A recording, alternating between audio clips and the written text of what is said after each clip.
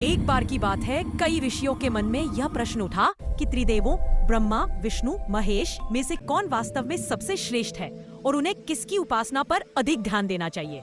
वे इस बात का पता लगाने के लिए प्रसिद्ध और साहसी महर्षि भृगु के पास गए।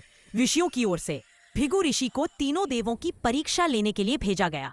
भृगु ऋषि ने अपनी यात्रा शुरू की और तीनों देवों का परीक्षण करने के लिए एक कठोर और जानबूझकर अपमानजनक तरीका अपनाया। सबसे पहले भृगु ऋषि अपने पिता ब्रह्मा जी के पास गए। उन्होंने जानबूझकर उनका उचित सम्मान नहीं किया और उनसे अपमानजनक बातें कही। ब्रह्मा जी क्रोधित हुए, लेकिन पिता पुत्र का संबंध होने के कारण उन्होंने भृगु को क्षमा कर दिया। इसके बाद भृगु ऋषि भगवान शिव के पास पहुंचे। उन्होंने उन्हें भी अपमानित किया, जिसके कारण शिव जी अत्यंत क्रोधित हो गए और उन्होंने भृगु को मारने के लिए त्रिशूल उठा लिया। भृगु ऋषि तुरंत भाग निकले और देवी पार्वती के हस्तक्षेप से शिव जी शांत हुए।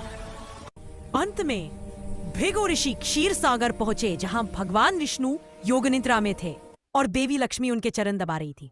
भृगु ऋषि को लगा कि विष्णु जी उनका निरादर कर रहे हैं, इसलिए उन्होंने क्रोध में आकर एक भयंकर कार्य किया। उन्होंने भगवान विष्णु के वक्ष सीने पर एक जोरदार लात मारी। ये वही स्थान था जहां स्वयं देवी लक्ष्मी निवास करती हैं। ये उनका आसन जीवत्स का स्थान माना जाता है। इस चरम अपमान के बावजूद भगवान विष्णु तुरंत उठे, लेकिन उनका चेहरा शांत और करुणामय था। उन्होंने क्रोधित होने या दंड देने के बजाय अत्यंत विनम्रता से भृगु ऋषि का पैर पकड़ लिया और कहा, हे महर्षि, मुझे खेद है कि मैं आपके आगमन को नहीं जान पाया। कृपया बताएं, क्या आपको कठोर छाती पर लात मारने से आपके कोमल पैर में चोट तो नहीं आई? मैं आपके पैर की मालिश कर दूं, जिससे आपको कोई पीड़ा ना हो। भगवान विष्णु की यह अद्भुत शांति, धैर्य और विनम्रता देखकर भृगु ऋषि अभिभूत हो गए। उन्होंने भगवान विष्णु को तीनों देवों में सर्वोच्च घोषित किया और उन्हें प्रणाम किया। लेकिन देवी लक्ष्मी ने कहा, तुम्हारी हिम्मत कैसे हुई विष्णु को लात मारने की? तुमने पाप किया है और अब इसकी कीमत सिर्फ तुम्हें ही नहीं, तुम्हारे पूरे समाज को चुकानी पड़ेगी। अब से मैं कभी ब्राह्मणों के घर नहीं जाऊंगी और वे हमेशा दरिद्र ही रहेंगे। भृगु ऋषि के चले जाने के बाद भगवान विष्णु ने तो सब कुछ शांत भाव से स्वीकार कर लिया, लेकिन उनकी पत्नी देवी लक्ष्मी इस घटना से अत्यंत आहत और अपमानित महसूस कर रही थी कि एक ऋषि ने उनके प्रिय पति को लात मारी।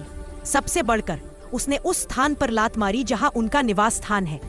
ये सीधे तौर पर उनका अपमान था। उन्हें यह भी लगा कि भगवान विष्णु ने बिना विरोध किए इस अपमान को स्वीकार करके अपनी पत्नी के सम्मान की रक्षा नहीं की। गहरे दुख और क्रोध में देवी लक्ष्मी ने भगवान विष्णु को भयानक श्राप दिया कि हे नाथ, चूंकि आपने मेरे अपमान को स्वीकार कर लिया है, इसलिए आप पर वह अहंकार और अपमान पड़ेगा। आपको पृथ्वी पर बार बार मनुष्य रूप में जन्म लेना पड़ेगा और प्रत्येक जन्म में आपको अपनी प्रिय पत्नी से अर्थात मुझसे अलग होने की पीड़ा सहनी पड़ेगी। यह कहकर देवी लक्ष्मी क्रुद्ध होकर क्षीर सागर छोड़कर पृथ्वी पर चली गई और तपस्या करने लगी। कहा जाता है कि इस श्राप के कारण ही भगवान विष्णु को भगवान राम के रूप में जन्म लेना पड़ा, जहां उन्हें अपनी प्रिय पत्नी सीता से अलग होना पड़ा और लंकापति रावण से युद्ध करने जैसे कई कठिन कष्ट सहने पड़े।